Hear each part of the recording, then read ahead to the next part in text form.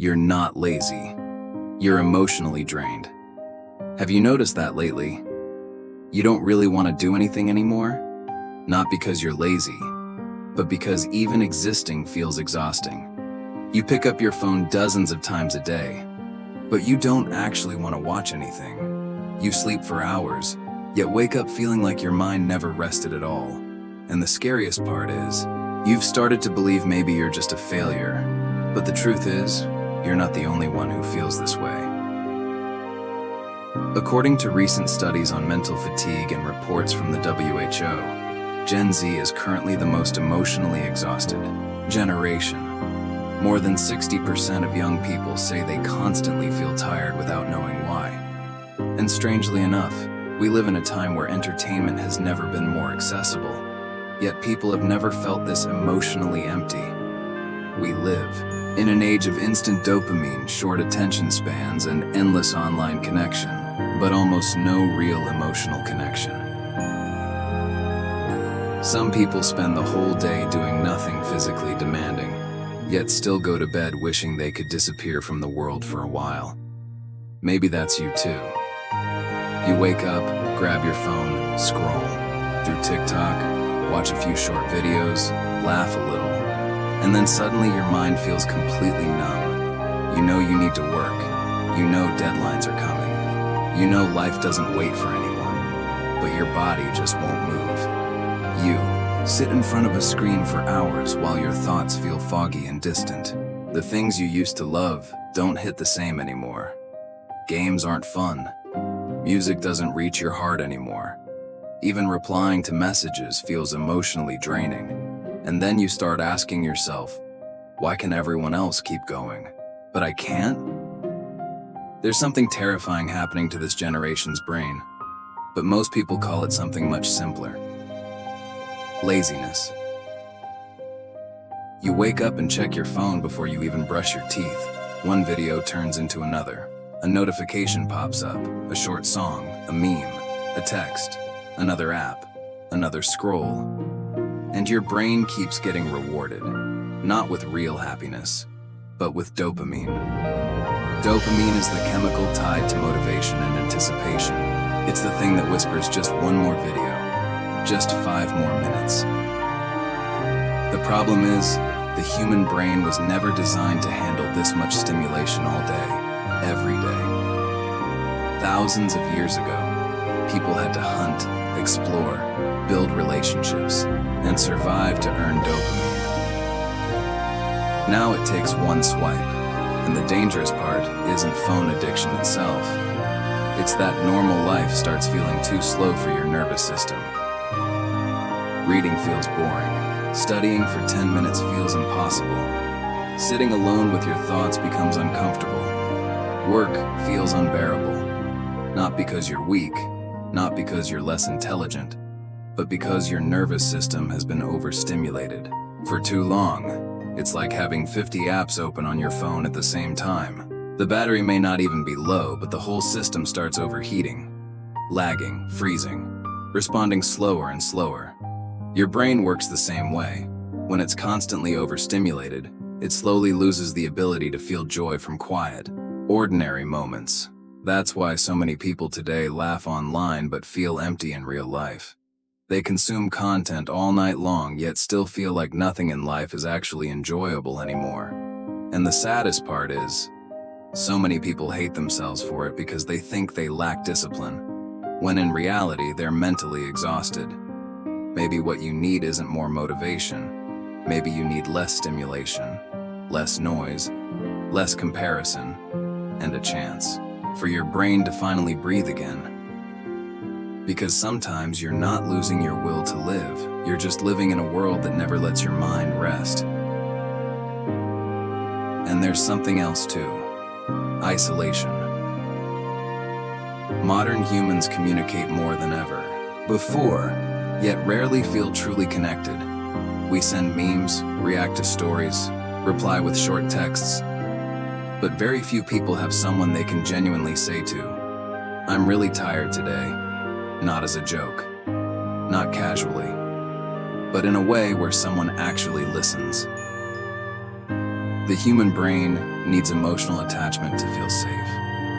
When you constantly feel ignored, ghosted, misunderstood, or forced to pretend you're okay every single day, your nervous system slowly shifts into survival mode. You stop fully feeling life.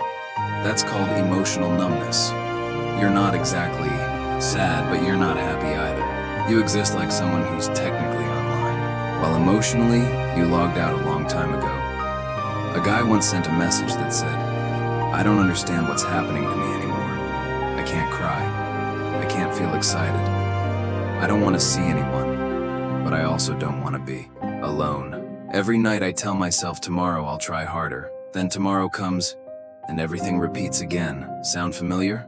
Maybe people look at you and think you're doing fine. You still go to school. You still work. You still post stories. You still smile when you need to. But nobody sees how much energy it takes just to get out of bed in the morning. Nobody sees the nights where you stare at the ceiling for hours, feeling like life is slowly losing its color. Maybe the thing exhausting you the most isn't work. Maybe it's the pressure of having to stay strong all the time. Having to say, "I'm okay," while quietly falling apart inside. Having to keep running when your emotional battery has already been dead for months. People think burnout only happens to people who work too much. It doesn't. Burnout also happens when you've been emotionally overwhelmed for too long, when you overthink constantly, when every single day feels like a fight against your own mind. And the dangerous part is, after being drained for so long, you stop thinking, "I'm tired," and start thinking, "Maybe I'm just useless." That's when things get darker, and honestly, do you know the saddest part? A lot of young people today don't actually want to die. They just want their mind to be quiet for a few minutes. They want their chest to feel lighter. They want life to stop demanding strength from them every second of the day. There's a painful truth many people don't want to admit.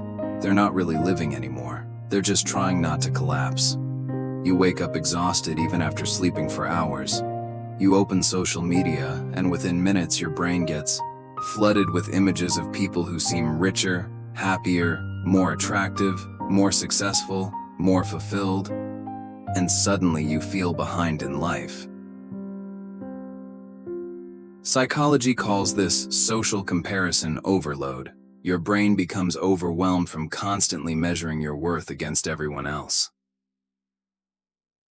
The scary thing is, your nervous system doesn't fully distinguish emotional stress from physical danger.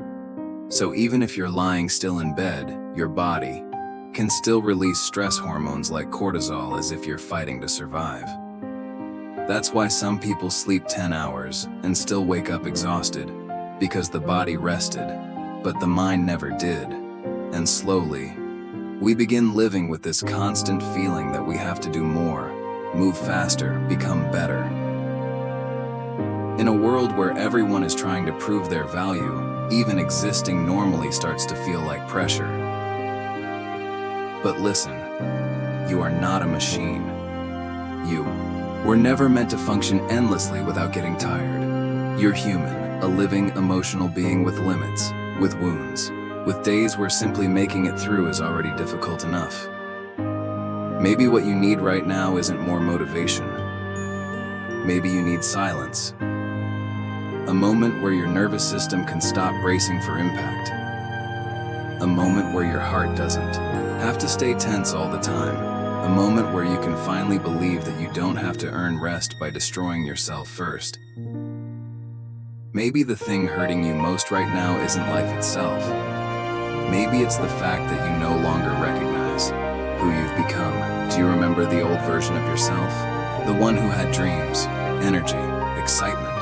The version of you who could stay awake until 3 a.m. working on something you genuinely loved. The version who could hear one song and suddenly feel hopeful about life again. Back then, you truly believed you were going to become someone special. But over time, pieces of you slowly faded. Not because you were lazy, but because people don't collapse overnight. Neuroscience calls it chronic emotional exhaustion. A state where someone carries stress for so long while pretending they're fine that eventually the nervous system begins shutting down. You keep smiling. Keep saying, I'm okay. Keep pushing yourself, while inside your body has already started screaming for help. Every time you suppress your emotions, force yourself to stay strong, or push beyond your limits just to avoid falling behind, your brain burns through survival energy faster than you realize, and eventually your body fights back. You lose motivation, focus, passion, joy, not because you're weak, but because your mind and body are trying to save you from completely breaking apart.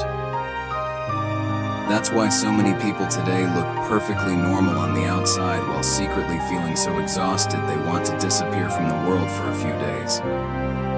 So if you haven't done much today, that's okay. If you're tired, admit that you're tired. You don't have to pretend to be strong anymore. You don't have to win against anyone today. Maybe what you need right now isn't more motivation. Maybe you need more sleep, less comparison, less noise, and someone who truly listens. Healing isn't always dramatic. Sometimes healing is simply one night without overthinking. One morning where your chest no longer feels unbearably heavy. One quiet moment where you finally realize, I'm not lazy. I've just been exhausted for far too long. And if you're still here listening to this right now, maybe it's been a very long time since someone told you this. You've been trying harder than you think. And the fact that you're still here, still surviving, still trying to understand yourself, that already means something. So if this felt familiar, comment the word tired so someone else out there knows they're not the only one feeling this way.